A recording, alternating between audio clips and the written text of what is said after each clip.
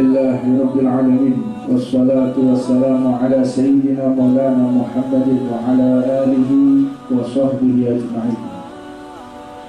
Subhanaka la ilma lana illa ma 'allamtana innaka antal alimul hakim. Rabbi shrah li sadri wa yassir li amri wahlul 'uqdatam min lisani yafqahu qawli. Assalamu alaikum warahmatullahi wabarakatuh.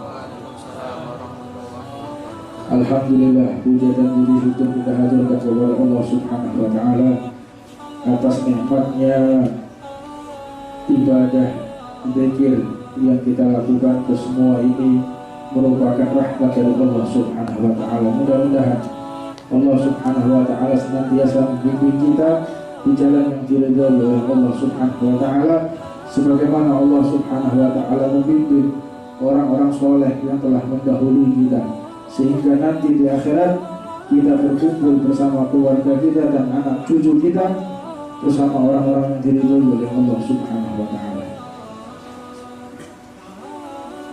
Di dalam kitab Da'watul Tammah kali ini, di dalam pembahasan tentang masalah peringatan bagi segenap manusia, khususnya mereka yang berkecimpung di dalam dakwah di jalan Allah Subhanahu wa Ta'ala. Ketahuilah, di dalam hadis Nabi Muhammad SAW, para pendakwah senantiasa hendaknya dia tidak netral. Para pendakwah hendaknya dia tidak membela sesuatu atau kelompok yang manfaat dan maslahat untuk golongan atau dirinya. Maka katakanlah segala sesuatu yang memang itu adalah hak dan benar di sisi Allah Subhanahu wa Ta'ala, sebagaimana jaminan dari baginda Nabi Muhammad SAW, man istabharul Qur'an faqad adrajatin nubuwah baina jambai ghair annahu la yuha ilaihi. Ini untuk kita semua. Barang siapa yang menolak Al-Quran, maka telah beredar kenabian di antara dua sisinya. Hanya saja tidak diturunkan wahyu kepadanya. Mereka sebagai pembela kebenaran memiliki kedudukan seperti para nabi Allah Subhanahu wa Ta'ala. Hanya saja kalau nabi itu menerima wahyu, dan mereka para pendakwah yang mengatakan hak di jalan Allah Subhanahu wa Ta'ala, mereka tidak menerima wahyu, sama mereka. Makanya Rasulullah SAW di dalam hadisnya mengatakan, ulama ummati kal anbiya bani Israel. Ulama umatku itu seperti para nabi di zaman Bani Israel. Ulama umatku memiliki kedudukan seperti para nabi. Kalau nabi memiliki mukjizat, kalau ulama memiliki karamah. Maka di dalam satu mimpi, seorang ulama besar menceritakan, bermimpi bertemu dengan Rasulullah SAW dan para nabi. Nabi Muhammad duduk di singgasana yang paling tinggi, di atas kursi yang paling mewah, sedangkan para nabi ada di samping-sampingnya. Di dalam mimpinya, Nabi Allah Musa menegur Nabi Muhammad, ya Rasulullah, engkau mengatakan di dalam salah satu hadismu. Jadi ini rupanya Nabi ini di alamnya juga senantiasa memonitor Rasulullah. Jadi apapun yang diucapkan Rasulullah diperhatikan oleh seluruh para nabi. Di antaranya seperti ini, Nabi Allah Musa mengatakan, ya Rasulullah, wahai Nabi Allah, wahai pemimpin kami, engkau mengatakan kalau ulamamu seperti kami ini, Nabi Bani Israel. Ulama ummatak kal anbiya Bani Israel. Apakah ulama umatmu seperti kami Nabi Bani Israel, maka mana mungkin ulama kok bisa seperti kami para nabi. Maka pada akhirnya Rasulullah pun memanggil Ainal Ghazali, di mana Imam Ghazali? Maka akhirnya Imam Ghazali pun datang. Dan inilah kata Nabi Muhammad, seperti engkau para nabi di zaman Bani Israel. Baik, kami akan ngetes, mau dites benar atau tidak ucapan Nabi Muhammad. Dites. Man ismuka? Siapa namamu? Ana Muhammad bin Muhammad al-Ghazali. Ketawa Nabiullah Musa, ini yang kau katakan seperti para nabi. Aku cuma tanya namamu, kenapa engkau jawab nama ayahmu? Kenapa engkau jawab nama kakekmu? Aku cuma tanya namamu, kenapa engkau jawab nama ayahmu, kau jawab nama kakekmu? Akhirnya beliau Imam Ghazali mengatakan, ya Rasulullah, bolehkah aku jawab? Bolehkah aku respon daripada apa yang diucapkan oleh Nabiullah Musa? Silahkan, kata Nabi Muhammad. Baik. Wahai Nabiullah Musa, kau mengatakan namaku, maka aku jawab nama ayahku dan nama kakekku, dan kau merasa takjub. Lalu kenapa ketika engkau ditanya oleh Allah Subhanahu wa ta'ala, apa yang ada di tangan kananmu, engkau jawab, ini adalah tongkatku yang aku gunakan untuk berjalan, yang aku gunakan untuk membelah lautan. Sedangkan engkau menjelaskan kepada Zat yang Maha Mengetahui. Sedangkan Allah cuma bertanya, apa yang ada di tangan kananmu? Harusnya engkau cuma jawab tongkat. Kenapa engkau menjelaskan kepada Allah Subhanahu wa ta'ala? Maka Nabiullah Musa pun mengatakan, Naam, sodaqta ya Rasulullah, ulama ummatakal anbiya Bani Israel. Benar ya Rasulullah, ulama umatmu seperti para nabi di zaman Nabi Israel dan di zaman Bani Israel. Inilah kedudukan para ulama daripada umat Nabi Muhammad SAW. Maka tidak ada yang lebih tepat untuk menentukan segala sesuatu di zaman yang penuh kebingungan ini seperti pemikiran dan pendapat para ulama kita. Maka beberapa saat yang lalu di majelis Ar-Ridwan saya katakan, tetap kita satu komando. Maknanya satu komando bukan berarti kita mau perang, tidak. Satu komando yang dimaksud adalah pemikiran kita hendaknya sama dengan pemikiran para ulama. Langkah kita hendaknya sama dengan langkahnya para ulama. Jadi jangan sampai gagal paham. Satu komando berarti kok bakal perang. Ojo cekak lek mikir. Dan jangan paranoid. Ini banyakkan orang paranoid ini. Santai aja. Ini tidak ada apa-apa. Cuman kitanya aja yang berpikir secara paranoid. Orang yang panik. Di zaman ini orang yang panik, ulama yang panik, pejabat yang panik, aparat yang panik. Mereka ini telah keluar dari jalan yang telah diridhoi oleh Allah.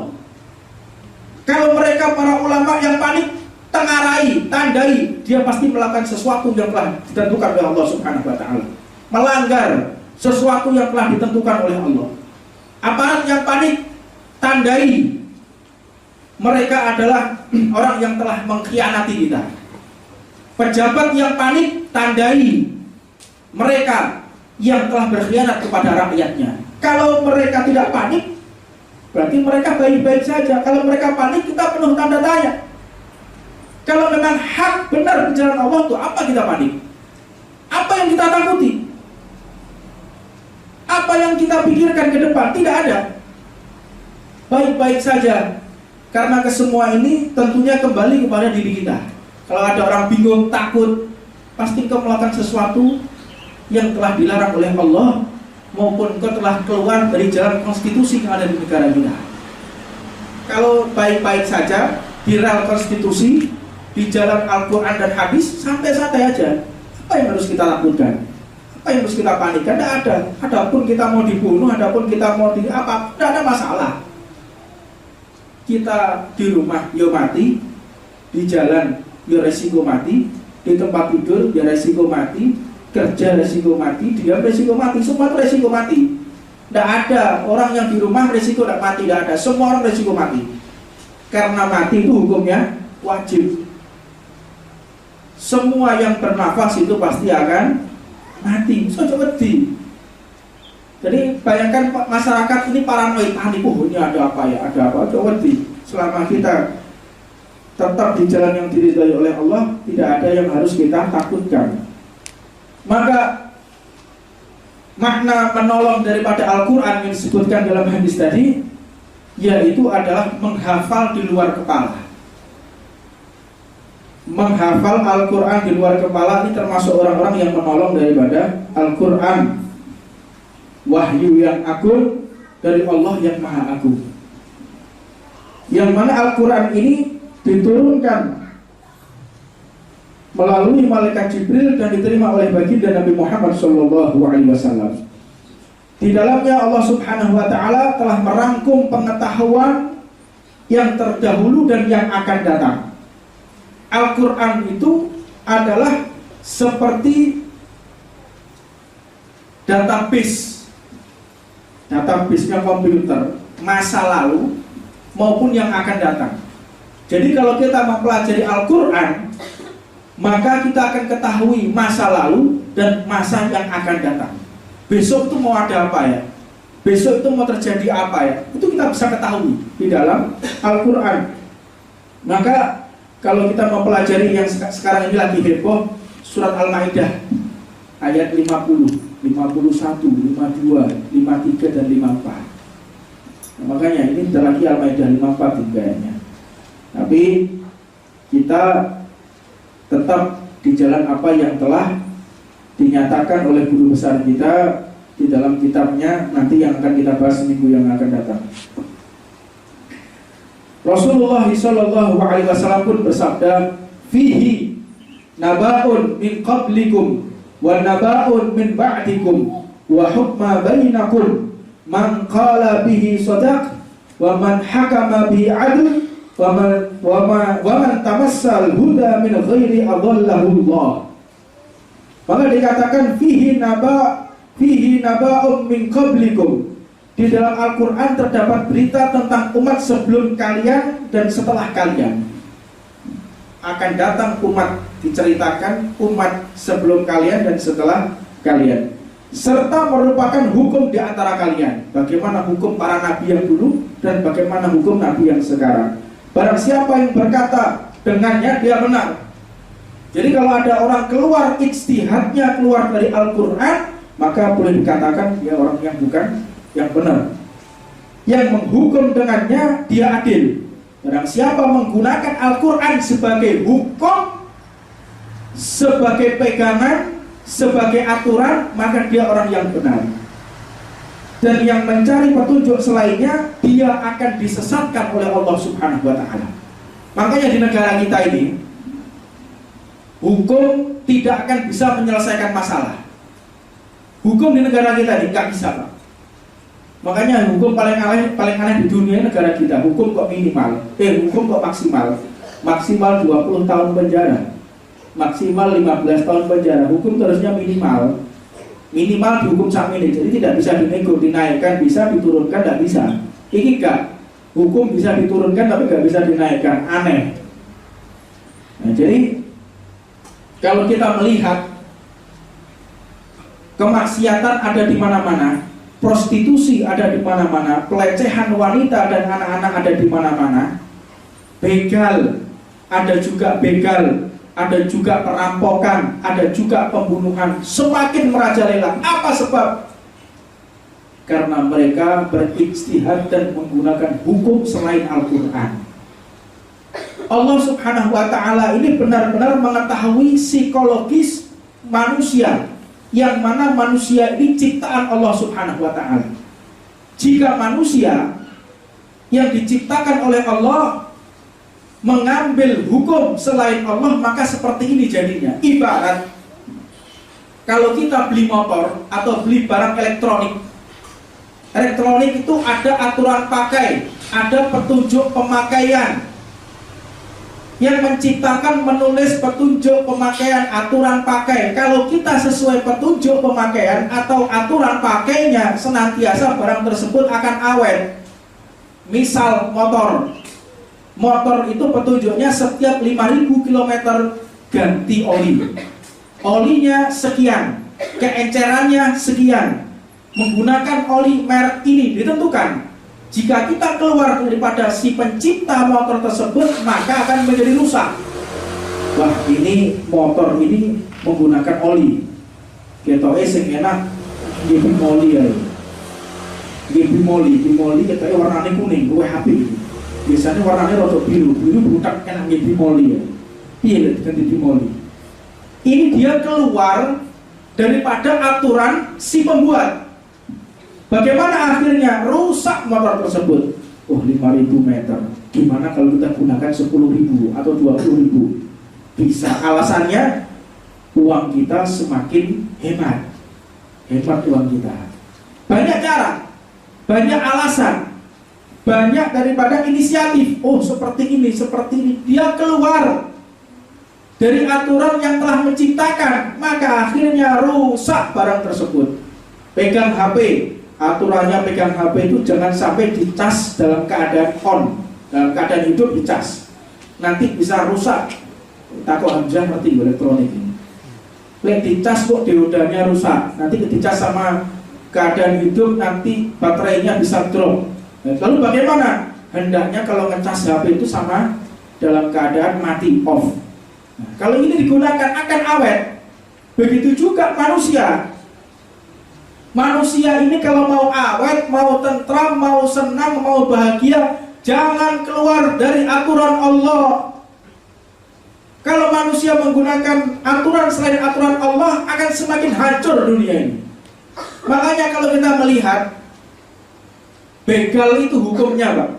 Hukumnya begal itu digantung, dikisos digantung, lalu tubuhnya dipamerkan di tengah alun-alun selama 3-1 minggu. Begal. Makanya kira-kira kalau begal digantung terus dipamer tengah alun-alun 3 dina sampai 1 minggu, insyaallah gak ada begal misalnya. Di kota manapun kalau ada begal demikian caranya. Begitu juga jika ada tempat prostitusi, ada bapak-bapak sudah nikah selingkuh, gimana hukumnya? Ditanam, disawati-wati sampai mati. Wis pray, wis tak mungkin ada prostitusi, tidak ada sudah. Kalau hukum Allah mau diterapkan aman negara kita. Tetapi banyak orang yang memiliki pemikiran aneh. Ini tidak sesuai dengan adat kita, tidak sesuai dengan budaya kita, tidak sesuai dengan cara kita. Otaknya yang sudah terkontaminasi dengan pemikiran kafir, otaknya sudah terkontaminasi. Dia berpikir merasa lebih hebat dari Allah Subhanahu wa ta'ala, merasa lebih pandai dari yang menciptakannya. Orang kalau sudah merasa pandai dari yang menciptakannya, akan seperti ini hasilnya. Merasa lebih bijak dari Allah Subhanahu wa ta'ala, merasa lebih hebat dari Allah Subhanahu wa ta'ala. Makanya permasalahan ini tidak kunjung selesai. Masalah ini akan semakin berkembang kerusakannya. Apa sebab? Mereka berpikir dan mengambil hukum selain daripada hukumnya Allah Subhanahu wa ta'ala.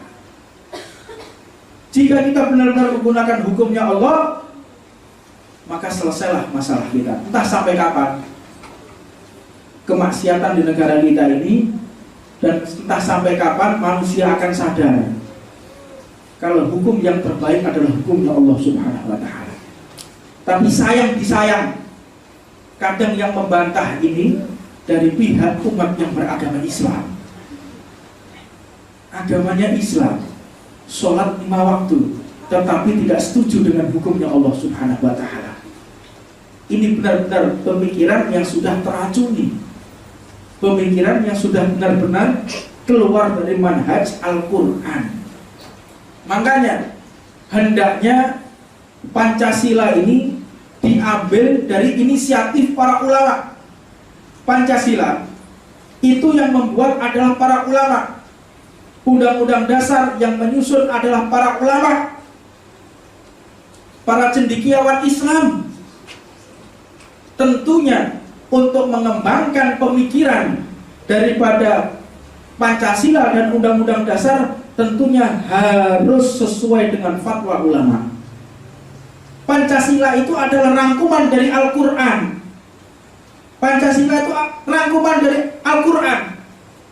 Lalu untuk mengembangkan, untuk mendefinisikan Al-Quran, mendefinisikan Pancasila tentunya harus sesuai dengan Al-Quran. Tapi prakteknya sekarang mendefinisikan Pancasila keluar dari Al-Quran.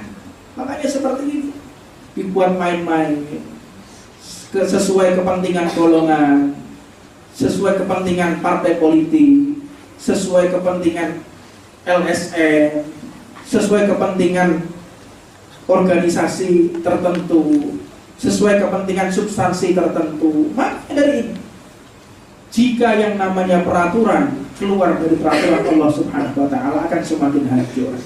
Semakin hari semakin hancur, semakin hari dan semakin rusak.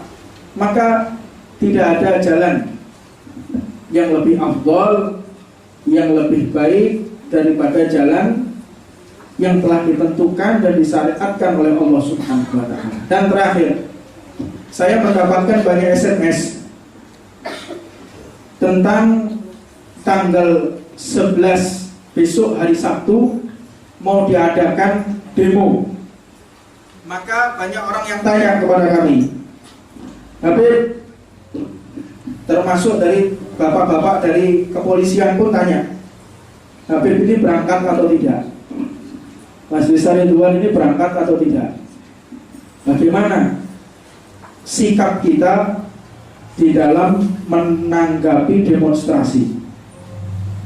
Kita Majelis Ar-Ridwan punya guru, saya punya guru, saya punya imam. Kita semua punya imam. Maka kita tidak akan keluar dari pemikiran imam kita.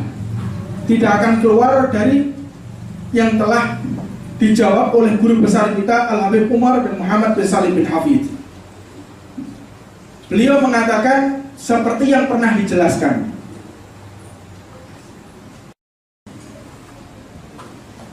bahwasannya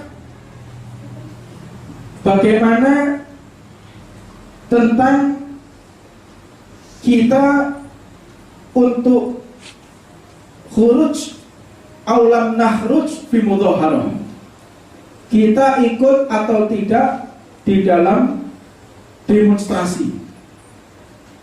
Maka beliau menjawab bahwasanya yang akan saya jawab asalnya ini dari hukum Allah Subhanahu wa Ta'ala, tidak keluar dari Al-Quran dan tidak keluar daripada hadis Nabi Muhammad SAW. Intinya kita hendaknya lebih baik menghormati orang yang mau demo. Yang mau demo silahkan, yang mau demo kami persilahkan. Yang paling diutamakan adalah ukhuwah antar umat Islam. Demo merupakan satu hukumnya, jika tidak dilarang di dalam agama maka silahkan. Demo jika tidak dilarang di dalam peraturan negara tersebut maka hukumnya silahkan. Jika demo ada larangan dari agama, jika demo ada larangan dari negara, maka hukumnya tidak boleh. Tapi di Indonesia ini untuk mengekspresikan di dalam ketidakpuasan di dalam pemerintahan, maka disediakan lewat jalur hukum, yaitu yang namanya demonstrasi. Maka hukum ini secara agama legal, secara negara pun legal. Silahkan bagi yang mau demo, dan silahkan bagi mereka yang mau bergabung. Untuk kita, jangan sampai kita mencaci maki orang yang demo. Yang tidak demo, jangan mencaci maki yang demo. Yang demo pun jangan mencaci maki yang tidak demo. Dan Habib Umar pun berpesan, Bagi yang demo, jangan sampai menggunakan kata-kata kotor, jangan sampai anarkis, jangan sampai berbuat sesuatu yang sehingga merugikan harga diri umat Nabi Muhammad SAW. Hindari baliho-baliho yang sifatnya caci maki, hindari baliho-baliho yang sifatnya berkata-kata jorok dan kasar, hindari daripada hal-hal yang sifatnya keluar daripada yang telah diberikan aturan oleh Nabi Muhammad, sehingga nama umat Islam akan tetap harum. Bedakan bagaimana orang yang demo mereka di pihak orang yang di luar Islam, dan bagaimana orang yang demo ketika mereka beragama Islam. Maka bagi orang-orang yang demo sudah ditampakkan di kejadian 212, rumput pun tidak diinjak, mereka datang dengan keadaan damai, pulang pun dalam keadaan damai. Ini mencerminkan umat Islam yang rahmatan lil alamin. Maka besok tanggal 11 hari Sabtu kita mengambil sikap untuk melaksanakan tahajud, sholat tasbih. Jadi demo kita untuk melaksanakan sholat tasbih. Malam kita bangun tahajud mendoakan mereka yang berjuang di jalan Allah Subhanahu wa taala. Kita mengambil jalur yang aman. Karena kita tahu diri, iman kita lemah, ekonomi kita lemah, dan tentunya kita tidak mampu untuk turun demo. Kita mengambil jalur aman, kita mengambil jalur yang sesuai kemampuan kita, yaitu lebih baik menangis kepada Allah Subhanahu wa taala, mendoakan mereka yang berjuang di jalan Allah, dan hindari daripada orang yang suka mencaci maki. Ada orang yang tidak demo mencaci maki yang demo, mereka lah musuh kita. Kalau ada orang yang tidak demo mencaci maki yang demo, itu musuh kita. Adapun yang demo mencaci maki yang tidak demo, itu juga musuh kita. Mereka yang mengutamakan ukhuwah, mereka adalah kawan kita. Yang demo, mereka menjalin ukhuwah, itu sahabat kita. Yang tidak demo menjalin ukhuwah, itu pun juga sahabat kita. Jadi kalau ada orang yang mencaci maki, ada orang-orang yang sifat yang gembosi, ini berarti musuh kita. Biarkan mereka yang mengekspresikan. Ini jalur hukum, silahkan. Mereka yang demo, yang penting tidak anarkis, yang penting tidak melakukan hal-hal yang keluar daripada Al-Quran, tidak keluar daripada hal-hal yang tidak diridhai oleh Allah. Kita lebih baik menangis kepada Allah Subhanahu wa taala. Mudah-mudahan ini jawaban yang kita rangkum dari apa yang telah disampaikan oleh Habib Umar. Mudah-mudahan ada manfaatnya buat kita, dan sama-sama kita melakukan pembelaan mereka dengan fisik, tapi pembelaan kita dengan doa. Jangan sampai kita tidak berpihak. Oh, saya netral, saya tidak ke sana dan saya tidak sini, tanda orang yang munafik. Harus berpihak kita. Berpihak pada siapa? Silahkan berpihak kepada penista agama atau mereka yang memperjuangkan harga diri umat Islam. Kita tetap berjuang, tapi perjuangan kita melalui doa di jalan Allah Subhanahu wa taala. Jadi kita harus ambil sikap, nggak bisa netral. Ini nggak bisa netral. Saya netral aja, tidak bisa. Ini nggak bisa netral. Harus kita ambil sikap. Mudah-mudahan Allah memberikan kemenangan bagi umat Sayyidina Muhammad sallallahu alaihi wasallam. Rabbana atina fid dunya hasanah wa fil akhirati hasanah wa qina adzabannar. Wa 'ala man nawasiti ilaihi Umar bin Hafid wa hadratin Nabi Muhammad sallallahu alaihi wasallam. Siril Fatihah.